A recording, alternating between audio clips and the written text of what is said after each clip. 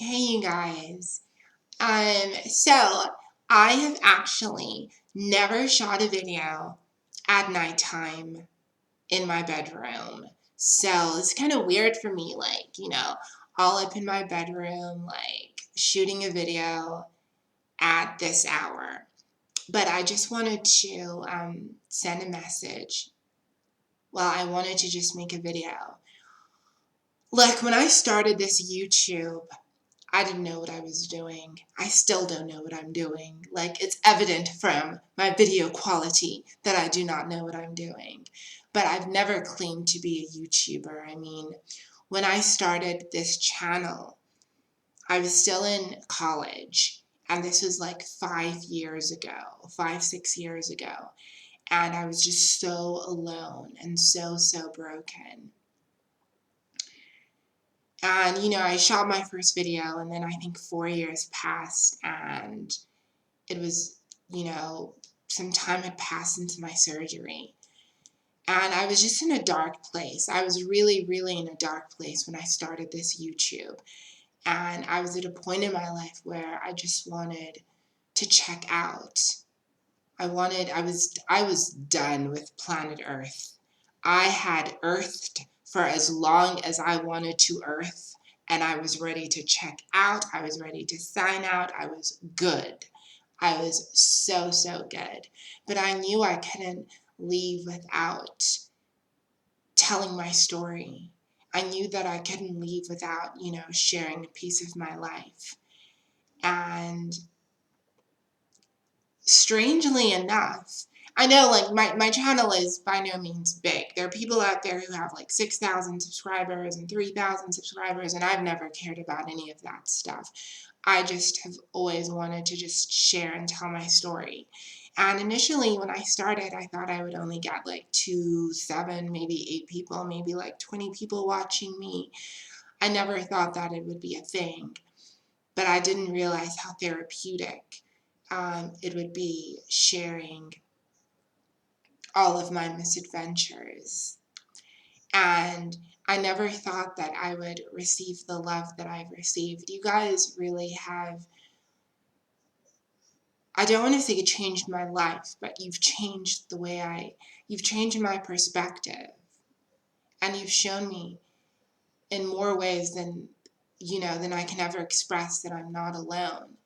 And I've met so many people. I've virtually met so many people. And I've been at points in my life where I've been brought to tears because for the longest time, I always felt like I was alone. I felt like no one could relate to me. And when I started talking and I started sharing my story, I started realizing that I'm not alone. And I have you guys to thank for that. So thank you so much just for being there and for tuning in and for letting me into your bedroom and listening to my ramblings. You'll never know how much I appreciate you. In the trans world, the few trans girls that I have met I don't want to say they've made me feel disconnected or they've made me feel more alone, because no one can make you feel anything. You know what I mean? I strongly believe that no one can make you feel anything. They can just pull up a mirror and show you what's already inside of you. But, I've had so many interactions in my actual day-to-day life with trans people, and I've tried so many times to reach out in the trans community. I mean, at one point I was working in an NGO trying to reach out and get some support network going. And, I was met with resistance, and I was met with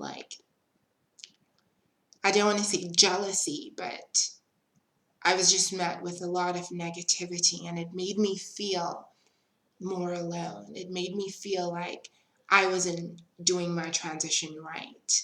When you get into a place, I don't know if you guys have ever been in an LGBT center, and it kind of feels like everybody else has their shit together and you're still packing for your flight that left yesterday. You know what I mean? You know when you rock up at a place and you're a day late and $1 short and you're just kind of like, I'm just this awkward, weird person that nobody really understands, and I'm not going to be able to connect with any of these people. That's how I felt. That's how I honestly felt. And I will say that I am lucky that I do have the close friends that I have. And even though my friends, most of them are trans or gay or whatever, I do have my close friends who love and support me.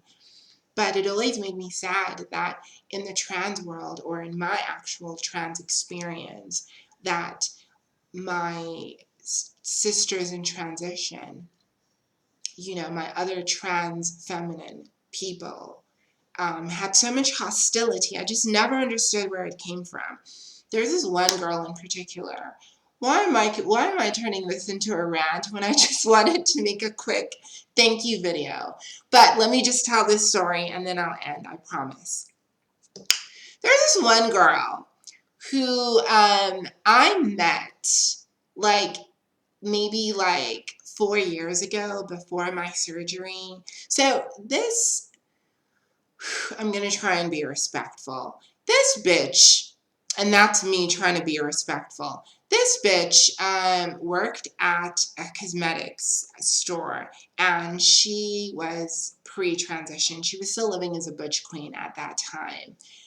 Now I rock up and I'm looking for makeup. The sales assistant is really nice. We're kicking. This girl, we're going to call her Rochelle. So Rochelle was a little butch queen at that time, and I just remember Rochelle being very uncomfortable around me, like nervously laughing at me. And at that point, Rochelle gave me a, like James Charles kind of vibe. Those pretty boys that wear makeup. That's the energy Rochelle was giving me. But just very catty and very, just very negative towards me. Now, I wasn't fazed by this because I had encountered so many like butch queens that just off the bat didn't want to fuck with me like that.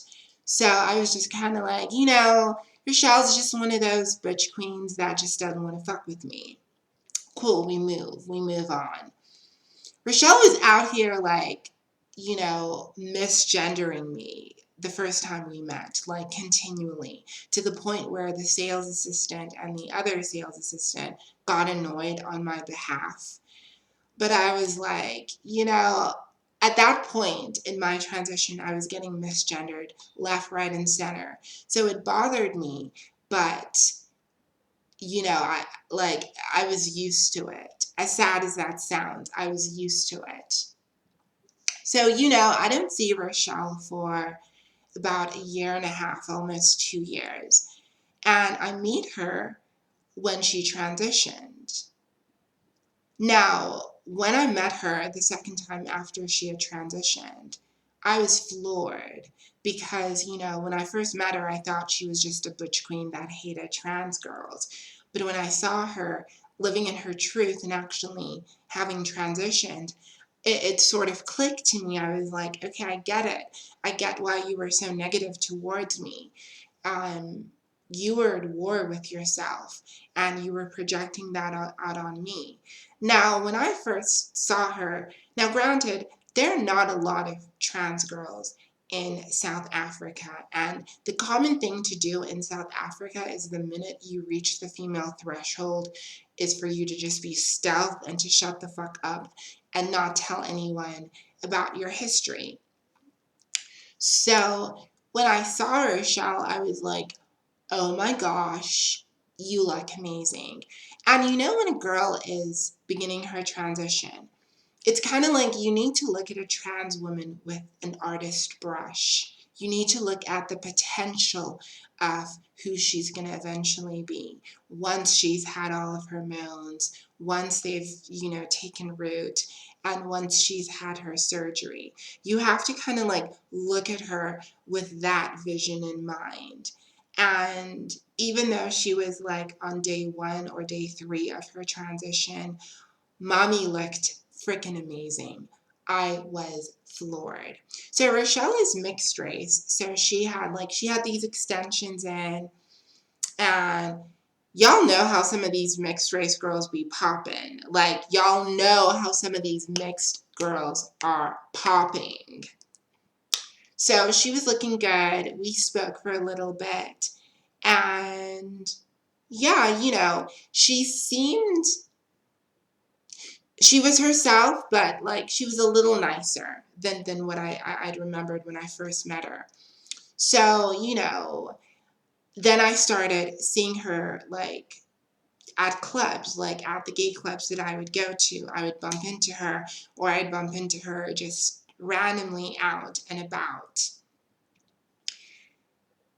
And I've never understood the negativity that I would get from this girl.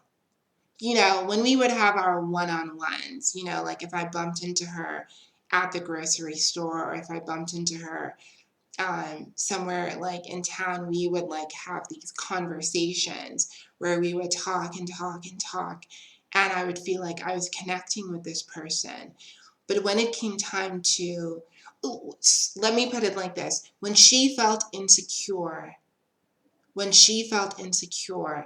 in the public's gaze, I noticed how she would latch on to me and how we would talk, and we were sisters in transition. But the minute we're at a club, and the minute we're at an LGBT space, mama wants to act brand new. And I remember that there were countless times where, I'd go up to her and I'd try to talk to her, and she would just brush me off aside, or she would just act very negatively towards me. Now, case in point, it got to a point where I was like, I'm just not going to fuck with this girl like that anymore. Let her do her. She's dealing with whatever she's dealing with. Now, a couple of weeks back, I go out with a friend of mine. We go out to a club, we're turning up, we're having fun, and, we meet up with these guys. Cool. So we're all having fun at this club, and the guys are buying me and my friend drinks. Rochelle rocks up. So Rochelle comes into the club, and she sees me with these guys, and she makes a point of greeting me. So she greets me. I'm like, hey girl, hey. And she walks off, and I'm like, okay, there you go, trying to be nice to Rochelle. But anyways, I'm having a good time. Now, Rochelle, although as beautiful as she has not reached the female threshold. She is still visibly trans, and she's beautifully ambiguous. You know what I mean? She's definitely beautifully ambiguous, but you can definitely tell she's a woman in transition. Whereas, not to make myself sound better, when I go to a club, pretty much nobody knows unless somebody's going to be out there outing me, or if I, make a mistake with my voice, or whatever it is. Now, Rochelle came to the club with this other girl and a butch queen, and she literally went around telling people my tea. I remember because she was standing opposite me at the party. She was standing opposite me at this club. And I just remember like seeing her, and she was whispering to the butch queen, and he turned and he just laughed in my direction. And when people are talking about you. And I just didn't get it, because I thought it was interesting how in the straight club that we were in, the only person who had a problem with me being trans there was another trans girl. The only person who thought that my presence there was unwelcomed was someone else who was in transition.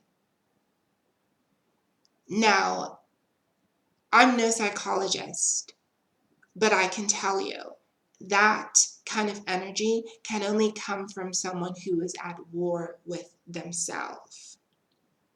Like, if you're at war with yourself, it's kind of like, it's that thing when people are like, there's something about that person that I just can't stand about myself.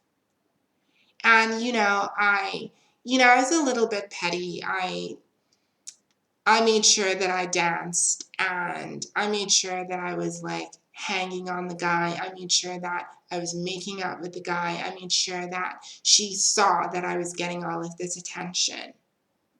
When other people were trying to dance with me, I literally turned it into a show, because I was like, can you not see that I'm getting love?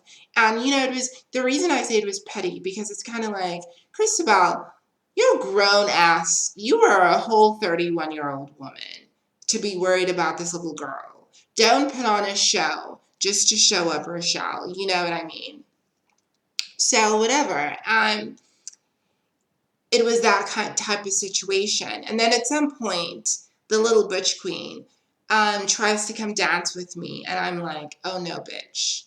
Y'all were busy kicking and laughing at me and doing the hellamos, trying to make me feel uncomfortable. You're not about to dance with me. But my question is, why are we the ones who break each other down? Why are we the ones who are the most at war with ourselves? What do we have to heal within ourselves as the trans community?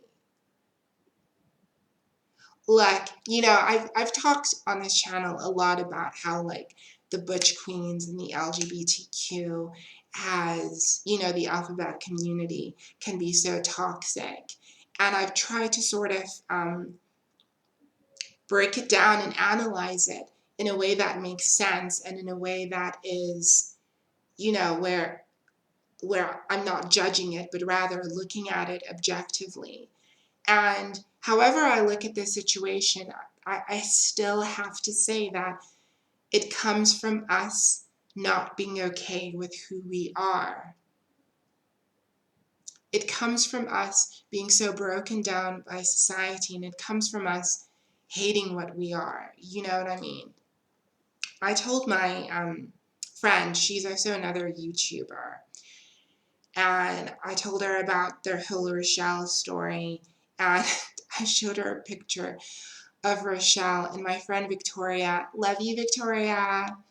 My friend Victoria literally went in on Rochelle, And, me and her got on this whole, well, this bitch doesn't even pass. Like, who the hell does she think she is? How dare she? I got into that petty kind of mindset. And for Victoria's part, Victoria is my friend. So Victoria was kind of like, you're not about to clown my friend like that. And for me, I was just so frustrated with this person. I was so frustrated with Rochelle that I needed to express my anger. And the only way that I could vet my anger was by attacking her. The only way I could make myself feel better was resting on the fact that I passed. But at the end of the day, what does it matter? Because we are all in this journey together. I've definitely said things about trans girls who've come at me. I've been one of those girls who've looked at other trans girls who've done things to me and said, oh, well, she does this, or she looks like this, or why doesn't she just try this because it's not working for her. I've been in that negative, toxic mindset, and it's only broken me down, because all of that anger and hatred and toxicity that, you spur out, it's a reflection of you. And that's not who I want to be. These aren't the games that I want to play anymore. When I started this channel, I was so broken and I was so hurt. And passing meant so much to me. I had finally accomplished it, and I felt like I wanted to document how I accomplished passing, and tips on how to pass, and but I realize that whether we pass, whether we don't pass, whether our voices are deep, whether they're not deep, whether we have boobs or whether we don't, we shouldn't use those as, benchmarks. I will love myself when I pass. I'll accept myself when I look like this. We shouldn't put that in front of us. And we shouldn't allow those things to create division within the trans community. Nobody is ever going to understand your journey as much as another trans girl. And she may not look like you. She may be a little bit thicker. She may be a little bit thinner. She may have darker skin or lighter skin. She may be white. She may be black. She may be Muslim. She may be Jewish. But in essence, she is you.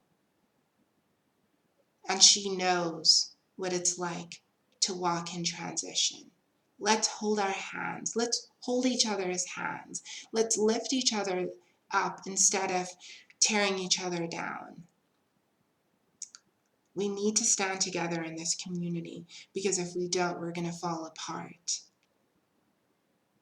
I love you guys. You guys will never understand how much I love you. I read all of your messages, and I think I respond to all of them, or most of them. But I love you guys so much, and to all my day one subscribers, I'm not going to say your dead name. I'm going to call you Princess. You know who you are. Princess M, I love you. Leah Bad, Victoria, D, I love you, D.